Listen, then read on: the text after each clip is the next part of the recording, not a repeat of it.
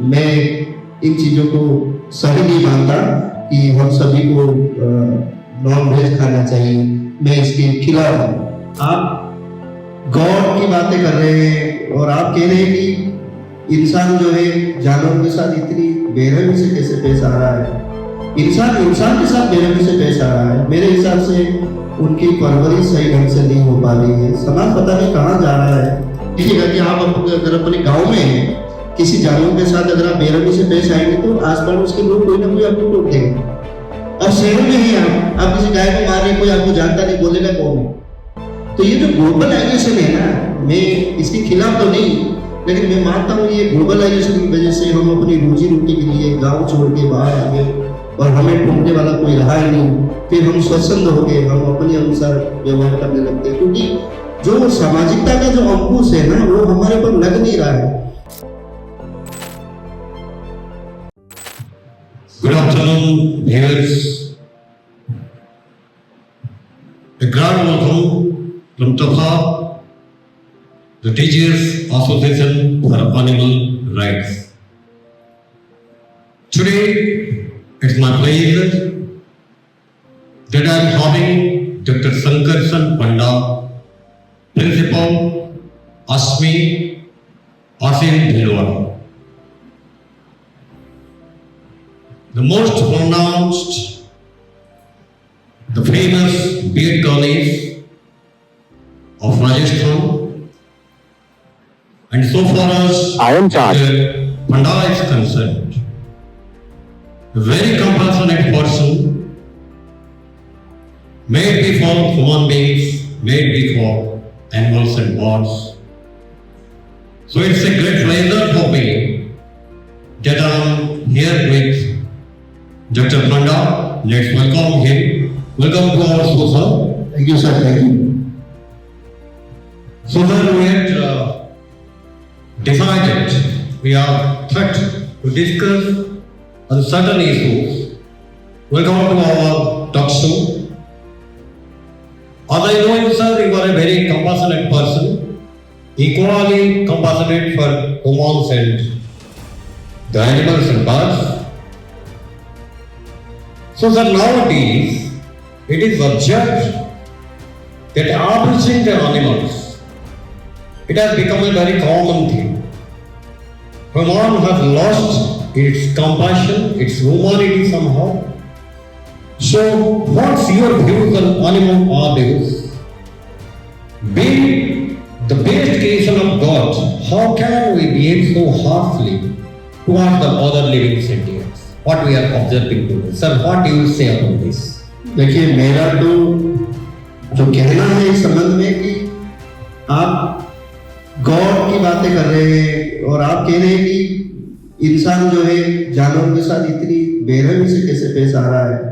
इंसान के साथ बेरहमी से पेश आ रहा है। मेरे हिसाब से उनकी परवरिश सही ढंग से नहीं हो पा रही है। समाज पता नहीं कहाँ जा रहा है कि हम जानवरों के साथ बुरी तरीके से, मतलब एक गलत तरीके से पेश आते हैं। आप पहले देखिएगा ना कि आज से 50 साल पहले, 30 साल पहले अगर आप देखेंगे, इंसान की जो डिपेंडेंसी है वो एनिमल के साथ था।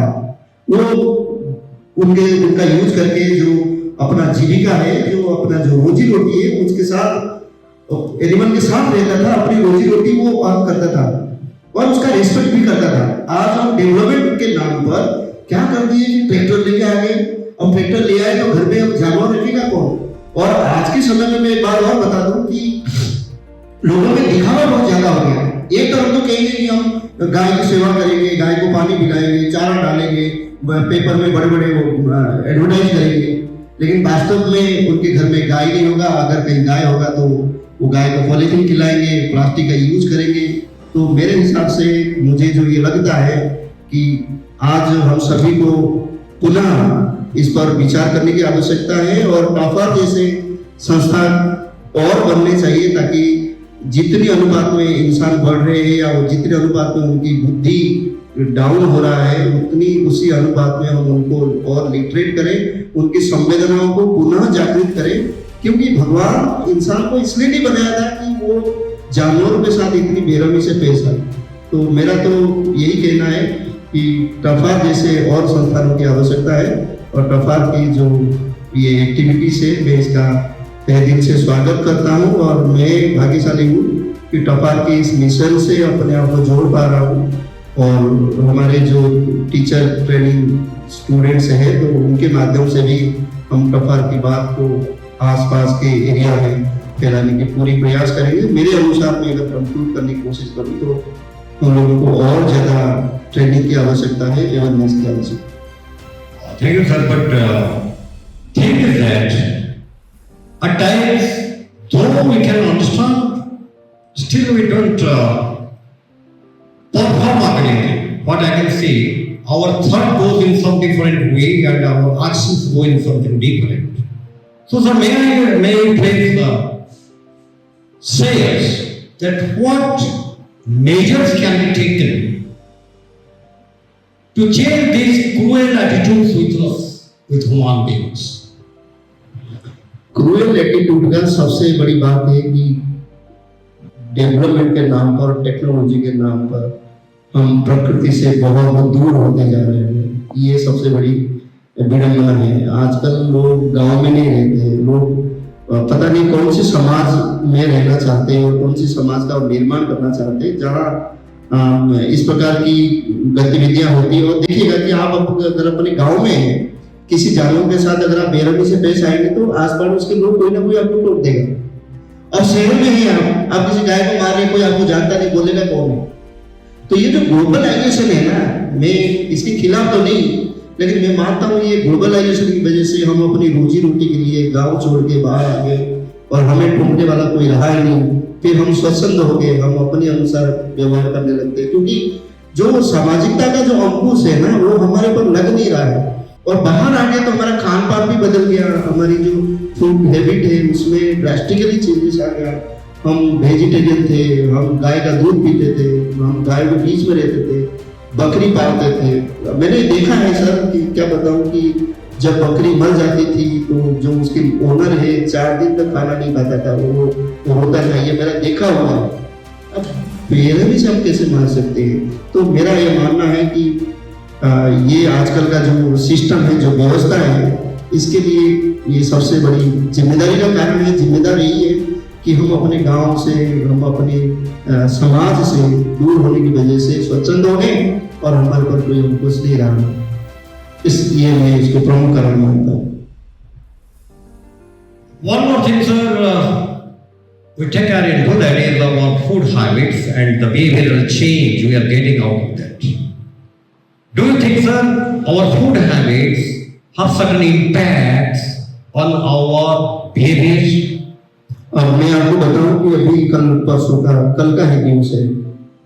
जैन कम्युनिटी के जो संत हैं वो किसी मंदिर में आश्रय ले रहे थे। नीमच के पास में कोई जगह है, वहाँ मंदिर के आसपास, मंदिर में हनुमान जी में कोई मंदिर का बात है। अब 2-4 जने जो कि शराब पी के नशे में उन संतों के साथ दुर्व्यवहार किया। अगर वो होश में होते तो क्या वो संतों को मार सकते, इतनी बेरहमी से पीट सकते थे?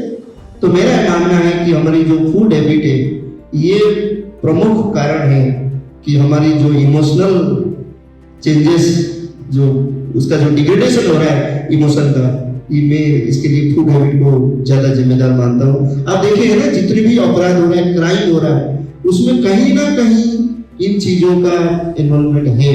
आप इस कोरिलेशन को नकार नहीं सकते। Can you please, sir, say that should humans consume meat, can we keep control over our passion? Sir, जिस देश में आप रह रहे हैं वो ज्ञान का देश है, जहाँ वेद की बात होती है, जहाँ उपनिषद की बात होती है, जहाँ कल्चर का बेहतरीन तरीके से प्रैक्टिस किया जाता है, जहाँ प्रकृति को लोग पूजा करते हैं, पेड़ पौधों की पूजा करते हैं। तो वहाँ ये सारी बातें कहाँ से आई, कैसे हमारे अंदर ये सारी भावना, जो आसुरीय प्रवृत्ति हमारे अंदर कैसे ये डेवलप हो गया? मैं इन चीज़ों को सही नहीं मानता कि हम सभी को नॉन वेज खाना चाहिए। मैं इसके खिलाफ हूँ। So, sir,